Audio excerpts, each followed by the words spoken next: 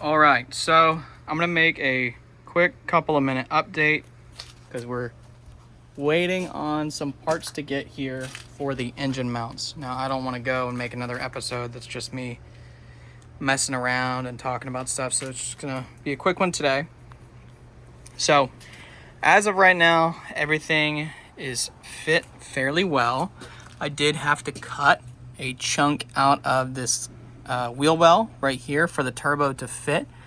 Now, I could potentially get an exhaust manifold where it moves the turbo up here, but I'm not going to do that for budget purposes right now, and everything fits. I already test fit all of the accessories just so I can get that done off camera to make sure everything is good to go.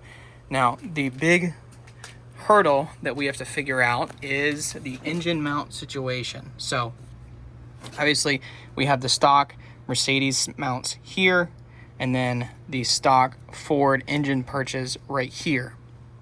Now, what I am planning on doing is purchasing a plate rather than making my own that will allow me to create my own engine mounts. So we're gonna get a plate that bolts to the side of the engine, get rid of the stock Mercedes mounts, and then try and retrofit another swap kit, and I'll give more information on that later, that will then bolt to the engine cradle, engine cross member right here. So it bolt here and then come up and meet the engine there.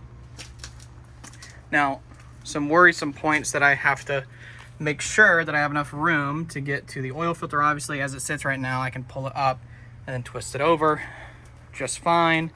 The throttle cable, surprisingly, is going to fit really well. I do not think I'm going to end up using the throttle cable bracket from Ben's Injection. I'm actually just going to retrofit, probably chop a piece of the old throttle cable bracket and use it on top of that fuel heater delete plate.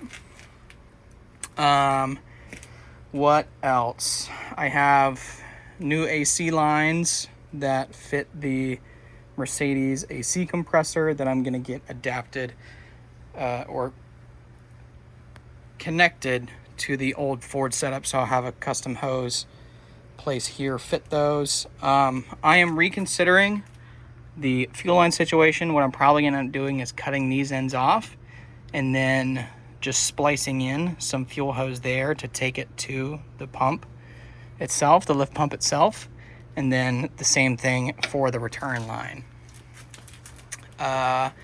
I made a glow plug harness, and I will post about that later. I made my own glow plug harness.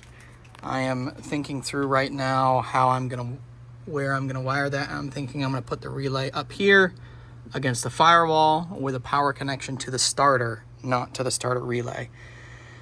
But for now, that really is all I have to update. I'm sorry that I haven't been able to release an episode this week. We've been waiting on some parts to come in. So as of now, it's going to be a slow couple of weeks because of Thanksgiving.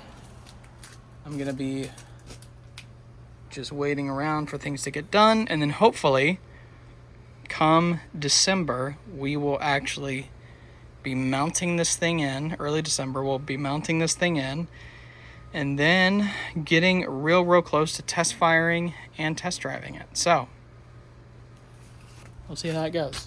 Thanks for tuning in, and I'll see you in a couple of weeks.